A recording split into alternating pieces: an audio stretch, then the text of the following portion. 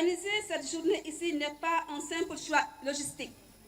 C'est un choix de conviction, un choix de cœur, c'est un choix de responsabilité. Nous avons voulu que la Journée nationale des femmes de l'emploi du ministère de l'Emploi et de la formation professionnelle et technique soit aussi une journée d'espoir, une journée de dignité retrouvée, une journée qui rappelle que chaque femme, quel que soit son parcours, a droit à l'apprentissage, à la réinsertion et à un avenir meilleur. À vous, chères femmes pensionnaires, je voudrais dire avec sincérité que vous n'êtes pas invisibles, vous n'êtes pas oubliés, vous n'êtes pas exclus du budget du projet de société que nous construisons. L'activité qui nous réunit aujourd'hui, à savoir la remise officielle d'attestation de formation en ce jour mémorable du 8 mars, et l'aboutissement de plusieurs semaines de formation dont l'objectif est la promotion de la préparation à la réinsertion sociale en milieu carcéral. En effet, cette seconde mission de l'administration pénitentiaire constitue un enjeu important de sécurité publique et de dignité humaine visant à prévenir la récidive en préparant dès l'incarcération la sortie par le maintien des liens familiaux, la formation professionnelle.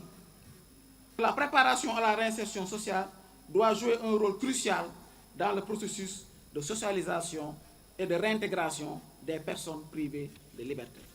Mesdames, Messieurs, au sortir de ces activités, nous avons eu à former 45 personnes, dont 36 pensionnaires et 9 agents pénitentiaires dans les domaines ci-après: saponification, transformation de céréales, transformation de fruits et légumes. À la lumière de cet exploit, les détenus formés auront ainsi l'opportunité à leur sortie d'obtenir un emploi qui leur permettra assurément de gagner dignement leur vie. Au Sénégal, bien que des avancées notables aient été enregistrées en matière de promotion de l'égalité de genre et de protection des droits des femmes, les femmes détenues demeurent particulièrement confrontées à de multiples défis d'ordre social, économique, voire sociologique.